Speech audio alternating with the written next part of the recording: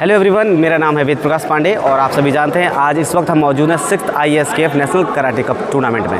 ये टूर्नामेंट जो कि आशीष यादव जी ने ऑर्गेनाइज़ किया और ये बहुत ही शानदार टूर्नामेंट हुआ और इसके साथ ही मैं आपको इस टूर्नामेंट से रिलेटेड वीडियो भी शेयर कर रहा हूँ। आपको बताना चाहूँगा कि इस टूर्नामेंट में हमारे बहुत ही अच्छे से गेस्ट यहाँ मौजूद रहे, जिनमें मुख्य रूप से हमने MMA नेशनल चैम्पियन सालू शर्मा जी को भी यहाँ इन्वाइट किया और यहाँ कुछ ही देर में आप सभी से वो रूबरू होंगी। तो बिना देर किए आपको मिलाते हैं सालू शर्मा जी से। तो give them a big round of applause, जोरदार तालियां सभी।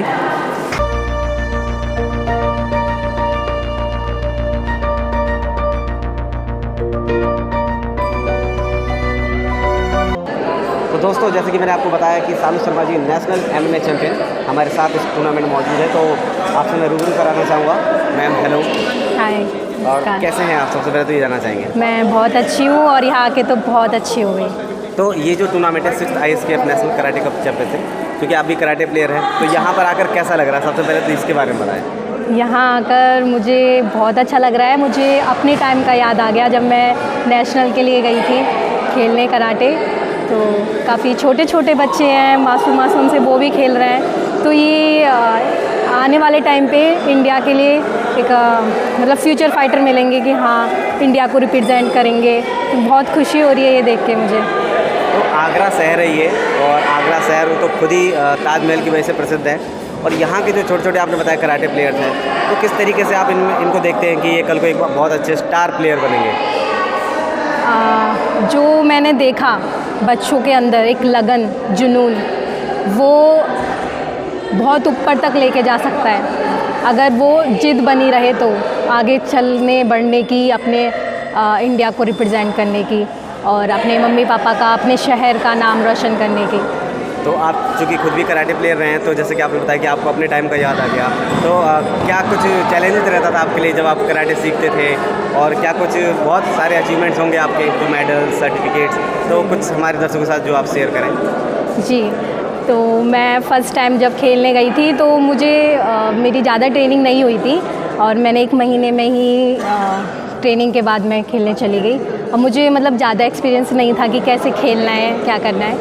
तो खेला, बस ये था कि हाँ टच पॉइंट लेने हैं मुझे, पॉइंट। उसके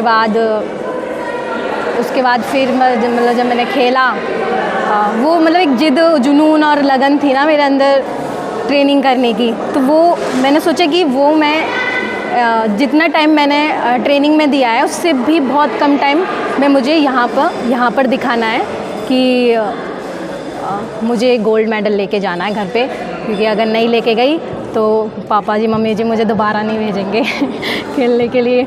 और वो टाइम मेरा ऐसा था कि घर के सारे लोग मुझसे मना कर रहे थे कि मत जाओ, कुछ नहीं होता, इन चीज़ों से कुछ नहीं मिलता है। मैंने बोला आप जिस दिन मेरा मेडल आएगा मैं इंडिया को रिप्रेजेंट करूँगी और वर्ल्ड चैम्पियन बनूँगी। मैं अभी भी वो सफ़र मेरा जारी है, वो मेरा ड्रीम है। तो वो फिर जब मैं मेडल लेके गई घर पे तो मम्मी पापा बहुत खुश हो गया। फिर उन्होंने ना मना नहीं किया कि तुम अब मत रुको, अब तुम आगे बढ़ो, हमने आपको देख लिया खेलते हुए। जो हमको चाहिए था ना कि एक खिलाड़ी में जो होना चाहिए ना, आपने पैशन माना है इसको, तो आप आगे बढ़ो। तो दोस्तों, आपने देखा कि किस तरीके से सालू जी का जुनून जो है उनको यहाँ तक लेकर आया कि आज के इस 6th ISKF national cup karate championship में as a guest, special guest यहाँ पहुँचे। साथ ही इन्हें यूथ आइकन अवार्ड भी मिला है। अच्छा, ये किस गेम से हैं और अब आगे फ्यूचर क्या है और किस तरीके से हम इस आनंद इंजीनियरिंग कॉलेज में अपकमिंग इवेंट लेकर आ रहे हैं, उसके लिए भी जानेंगे। तो उसके लिए हम सीधे आपको लेकर चलते हैं ग्राउंड पर और वहाँ जाकर आपको दिखाएंगे कि वो कौन सा वेन्यू है जो हमने सेलेक्ट किया है और स्पेशली इन मैम का कौन सा गेम है जिसके बारे में ये बताएंगी, और उसके बारे में छोटी छोटी और बहुत अच्छी अच्छी बातें भी हम जानेंगे और शेयर करेंगे। तो मैम, बिना देर के चलते हैं हम लोग ग्राउंड पर।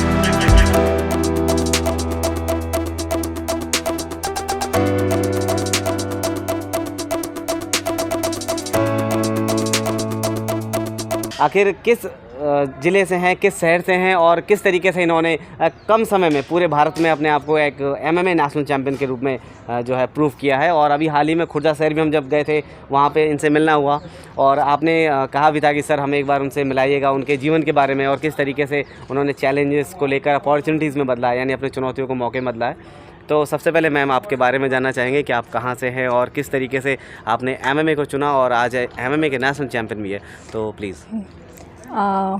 मेरा नाम शालू शर्मा है और मैं खुर्जा के एक छोटे से गांव देवराला से बिलोंग करती हूँ। और मेरी जर्नी MMA को लेकर ऐसे स्टार्ट हुई कि मुझे इसके बारे में ज़्यादा कुछ तो नहीं पता था, बस ये पता था कि हाँ इसको बिना गार्ड्स के खेलते हैं, जैसे चेस्ट गार्ड जो प्रो फाइट होती हैं वो इस तरीके से खेलते हैं, मतलब कोई लिमिट नहीं होती है, जैसे नी एल्बोज सब अलाउड होते हैं इसमें मारना। वो मैंने देखा हमें कि मैं भी कर सकती हूँ इस गेम को, मैं क्यों नहीं कर सकती। तो मुझे जो वहाँ के आसपास के जो अकेडमीज़ है वहाँ ये सब नहीं सिखाया जाता था, तो मैंने खुद से ही यूट्यूब से सीख कर और जो मेरी गांव की सड़क थी मैं वहाँ रनिंग करती थी, वहाँ पर पंचेस करती थी, किक्स चलाती थी। तो धीरे धीरे मैंने वहाँ से MMA स्टार्ट किया। और कब मैं एक MX प्लेयर पर दिखूँगी मुझे ये नहीं पता था, मुझे खुद पे भरोसा नहीं हो रहा था कि मैं एक टीवी पर भी दिखूँगी। तो एक मतलब सड़क से स्टार्ट करना और एक अच्छे प्लेटफॉर्म पे खेलना, इंडिया के बिगेस्ट MMA रियलिटी शो में जाना, पार्टिसिपेट करना, फ़ाइट करना मेरे लिए बहुत बड़ी बात थी। क्योंकि ट्रेनिंग मेरी ख़ास नहीं हो पाई थी, क्योंकि मुझे इंजरी भी काफ़ी हुई थी और मेरे जो सपने थे उनके बीच में भी काफ़ी तकलीफ़ें आई, काफ़ी लोगों को मैंने सुना, फेस किया उनकी बातों को।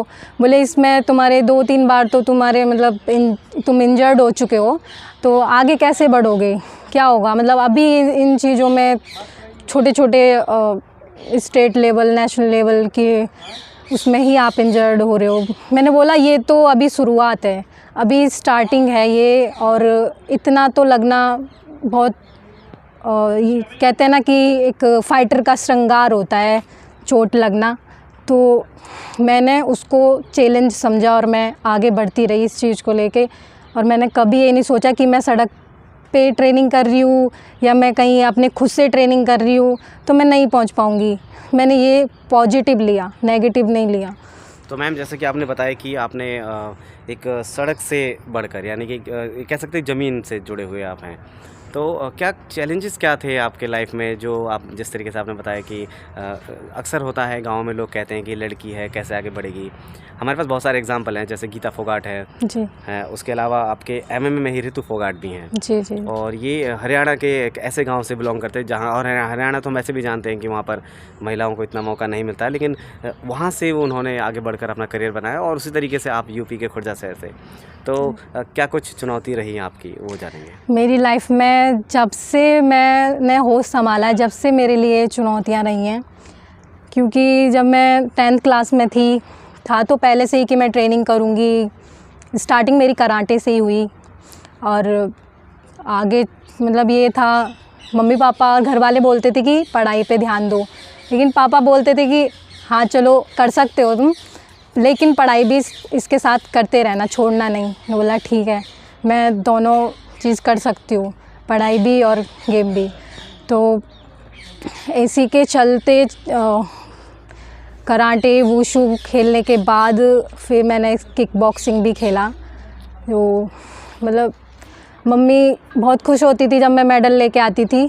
तो मम्मी ने उससे पहले जैसे मैं खेलने जाती थी तो मना करती थी, जब मैं मेडल लेके आती थी तो बहुत खुश होती थी और मुझे आगे बढ़ने के लिए प्रोत्साहित करती थी, उत्साहित होती थी।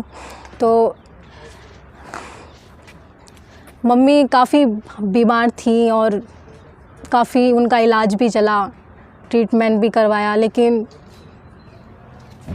मतलब वो ठीक नहीं हो सकी और उनकी डेथ हो गई। सो 1 साल भी नहीं हुआ था कि पापा भी नहीं रहे, उनका एक्सीडेंट हो गया। तो मेरे लिए ये बहुत डिफ़िकल्ट हो गया कि मैं कैसे इस चीज़ को, अपने ड्रीम को आगे लेके जाऊंगी, क्योंकि इस मेरे ड्रीम के पीछे मेरे पापा का हाथ था। मेरे पापा बहुत सपोर्ट करते थे मुझे, लेकिन वो दोनों ही इस दुनिया में नहीं रहे। तो ओके मैम, समझ सकते हैं ये वाकई में बहुत ही दुख भरा पल रहा होगा इनके लिए, जिसे हम अभी फील भी कर रहे हैं। तो मैम उसके बाद फिर किस तरीके से सालू शर्मा से एक सालू MMA चैम्पियन तक का सफ़र रहा? फिर क्या रही ट्रेनिंग स्ट्रेटजी, किस तरीके से अपने आप को उस दर्द से निकाला? जब मेरे मम्मी की डेड बॉडी पड़ी थी, तो कुछ मेरे फ्रेंड्स थे जो मुझे बोल रहे थे कि देख ये तो होना ही है, सबको एक दिन जाना ही है, लेकिन जो तुम्हारा सफ़र है ना उसको जारी रखना, कभी छोड़ना मत। मतलब मेरे अंदर भी वही चल रहा था कि मैं कर सकती हूँ अकेले भी। मेरे पापा मम्मी का मेरे साथ आशीर्वाद है, मैं आगे भी इस तरीके से बढ़ती रहूँगी, क्योंकि मैंने एक प्रॉमिस किया है पापा को कि मैं वर्ल्ड चैम्पियन बनूँगी, और अभी वो सफ़र जारी है। तो दोस्तों, जैसे कि आज हमने अपडेट किया, आपको बताया कि सालू शर्मा का करियर किस तरीके से रहा, खासकर स्पोर्ट्स को लेकर, और उसमें भी सबसे इम्पोर्टेंट इनके लाइफ में वो चैलेंजेस जो कि आपने सुना और जाना भी।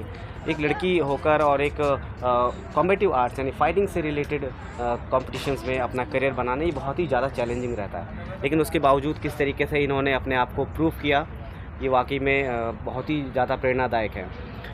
आगे भी किस तरीके से ये हमारे इस, जैसे कि अब इस वक्त हम आनंद इंजीनियरिंग कॉलेज में मौजूद हैं, और हमारे यहाँ पर मैम हमारी कोशिश है कि हम जल्द ही यहाँ पर एक MMA का चैम्पियनशिप जो है यहाँ पे ऑर्गेनाइज़ करें। कॉलेज के प्रशासन से भी हमारी बात हुई है और वो भी चाह रहे हैं कि कराएं, और उन्हें एक आपके जैसे एक यूथ आइकन की भी ज़रूरत है जो एक यूथ के तौर पर सभी का मार्गदर्शन करे। आप जानते हैं कि महिलाओं को मार्शल आर्ट फील्ड में गवर्नमेंट भी जो है आगे बढ़ा रही है मिशन शक्ति के माध्यम से कि आप लोग मार्शल आर्ट सीखिए, आगे बढ़िए। तो अब यहाँ आगरा में आनंद इंजीनियरिंग कॉलेज में हम प्लानिंग कर रहे हैं MMA चैम्पियनशिप के लिए, तो उसके लिए क्या बेस्ट विशेस देना चाहेंगी आप? जी, पहले तो बिग सैल्यूट कि जो लोग इंडिया में इवेंट कराते हैं MMA के, और मुझे बहुत खुशी होती है कि छोटा ही सही पर इवेंट कराते हैं, कोशिश करते हैं कि हम भी MMA को आगे बढ़ाएं, हमारे इंडिया से भी खिलाड़ी जाएं और इंडिया को रिप्रेजेंट करें देश भर में। इस भारत की भूमि पर जन्मे कई महापुरुष, महाराणा प्रताप हुए, जैसे रानी लक्ष्मीबाई हुई, तो ये हमारे पूर्वज रहे, और हमें इनको देखकर, इनको पढ़कर हमको ये प्रेरणा मिलती है कि हमको भी आगे इस क्षेत्र में बढ़ना चाहिए, और हम ऐसे स्ट्रीट फाइट ना करके केज में रिस्पेक्टफुल फाइट करें। तो दोस्तों, मैम ने इतिहास के बारे में बताया। वाकई में जो हमारे जो पूर्वज हैं, खासकर जैसे कि इन्होंने एग्जांपल भी दिए, तो पीढ़ी दर पीढ़ी ये चला आ रहा है, ये हमारे खून में है मार्शल आर्ट। आप सभी जानते हैं कि बहुत सारे मार्शल आर्ट ऐसे गेम्स हैं जो आज कई कंट्रियों में नेशनल गेम्स हैं, और कहीं ना कहीं वो उपज है भारत की। तो मैम ने बताया कि बहुत ही जल्दी हम केज में इस बड़े इवेंट को लेकर आ रहे हैं, तो आई होप कि आप सभी हमसे जुड़ कर रहें, और अपकमिंग इवेंट्स जो कि हमारे MMA से रिलेटेड होंगे उनके लिए मैं अपडेट करूंगा, और बहुत ही जल्द आप सभी के साथ। इस वक्त जैसे सालू शर्मा हमारे साथ मौजूद हैं, अगली बार आप इन्हें केज में देखेंगे, रिंग में देखेंगे, अपने आप को प्रूव करते हुए as a girl, as a self motivator and as a youth icon. Thank you ma'am, बहुत अच्छा लगा आपसे बात करके। Thank you.